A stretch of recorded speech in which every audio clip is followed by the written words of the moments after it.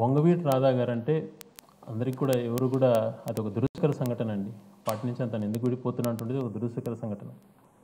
వంగవీటి రాధా గారి విషయంలో తను ఏదైతే 2014లో కంటెస్ట్ చేశారో విజయవాడ ఈస్ట్ నుంచి, అదే నియోజకవర్గం నుంచి కంటెస్ట్ చేయమని చెప్పి కూడా జగన్మోహన్ రెడ్డి గారు చెప్పడం జరిగింది.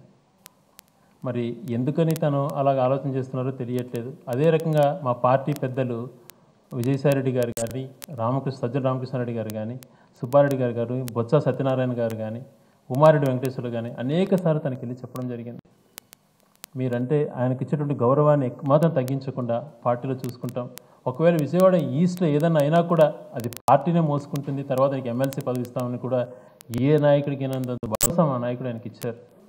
మరి అది నిజంగా దురదృష్టకర సంఘటన. ఆయన పార్టీ విడాలన్నటువంటి నిర్ణయం నిజంగా దురదృష్టకర సంఘటన. ఆయన పార్టీలో కొనసాగితే బాగుంటుందని చెప్పి కోరుకుంటున్న వాళ్ళల్లో మేము కూడా ఒకరు. ఆయన ఎందుకు ఆ నిర్ణయం తీసుకోవాల్సి వచ్చిందో. ఇంకోటి ఆశ్చర్యకరం ఏంటంటే, వంగవీటి రంగా గారిని దారుణంగా చంపినటువంటి ఆ పార్టీలోకి ఆయన వెళ్ళాలా అటువంటి ఆలోచన మరి ప్రచారం జరుగుతుంది.